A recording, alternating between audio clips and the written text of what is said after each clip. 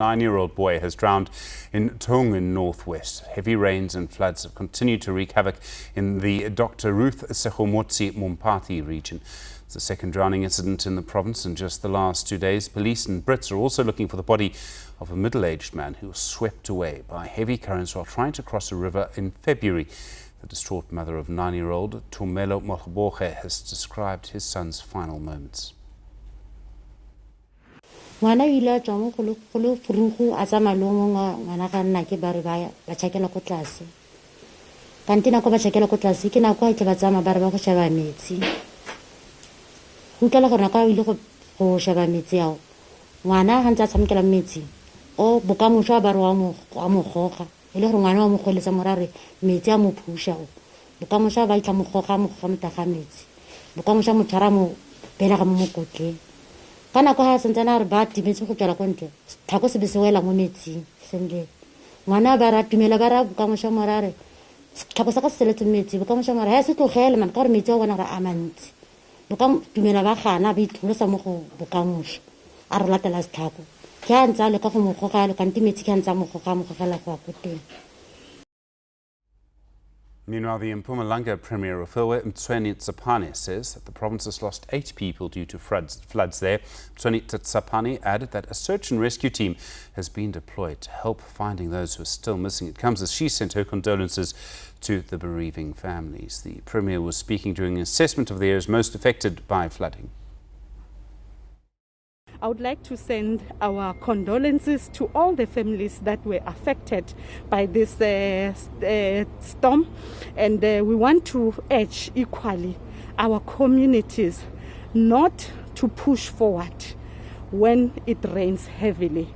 So they must try and get to the nearest houses so that they can wait there and be accommodated until the water levels drops, and then it's then that they can cross over, because some of them we have seen they've been wiped off by this water because they were trying an attempt to get to their houses. So unfortunately they could not make it. If it was a mother with a child, the mother will get there, but the child has already been wiped off by water. To date, we have lost about 8 people. As you can see, we are visiting one of the family where they had fatality as a result of this storm. So we've lost about 8 to date, and we've got about 4 who are still missing, and we're working overnight to make sure that we try and recover those bodies so that we can take them back to their family so that they can be decently buried in the respective areas. Let's get more on that from Mpumalanga now. Our reporter Mtshweni-Tsipane in Bombela. Mtshweni, good afternoon to you. I mean, you can see just the most incredible amount of water in your background. What's the situation on the ground there? Good evening, Stephen. I'm actually in an area called Matafen, just next to the Bombela Stadium. And as you can see just behind me, there's still a lot of water just flowing on the streets, and also some houses that have been damaged in this particular area. I can actually say it's one of the most affected areas in this province, because if you can look just far beyond behind me, you can see that there's one house that has been damaged due to the issue of flooding and heavy rains here. But of course, as you heard the Premier addressing the media earlier today, she visited quite a number of these affected areas in Bombela and surrounding areas, starting in Kanyamazane, whereby a bridge that is linking on the road that is linking Ntokozweni Kanyamazane with the Bombela city, that bridge was damaged. So community members are actually saying that that is causing problems for them, because now they have to use alternative routes, which makes them to travel long kilometers now compared to when the situation was normal.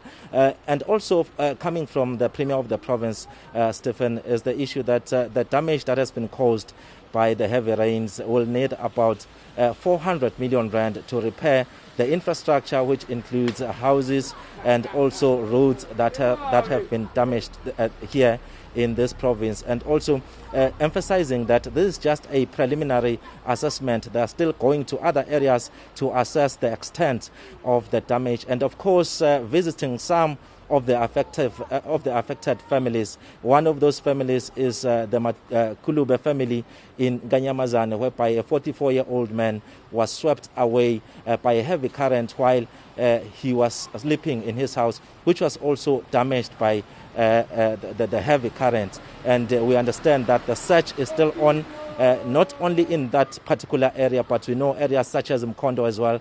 There is a search that is going on, as a 13-year-old boy is still missing in that particular area. So it's a serious issue, considering the fact that already 8 lives have been lost and more than 4 people are reported to be still missing, Stephen. It's a terrible situation there, Mtshweni. I mean, the amount of water that dropped in Mpumalanga, literally fell from the sky into Mpumalanga, was huge. There's no rain where you are at the moment. The forecast for the rest of the week does suggest there are more thunder showers on the way, though. Well, for a change today, Stephen, the sun is out. It's quite hot today, but that doesn't change the fact that the rain we have experienced in the past few days has left a trail of destruction in many areas of the province. But one other issue that has been raised on several occasions, Stephen, is that people have been warned before not to invade land. And that problem is still continuing, because even in this particular area where I'm standing right now, people invaded this land. And looking into the issue of infrastructure here, there's no proper drainage system. That is why government officials are saying that all these problems are a result of people not taking heed of advice or messages coming from government to say that please do not invade land. And we know that this is not the only area whereby land has been invaded.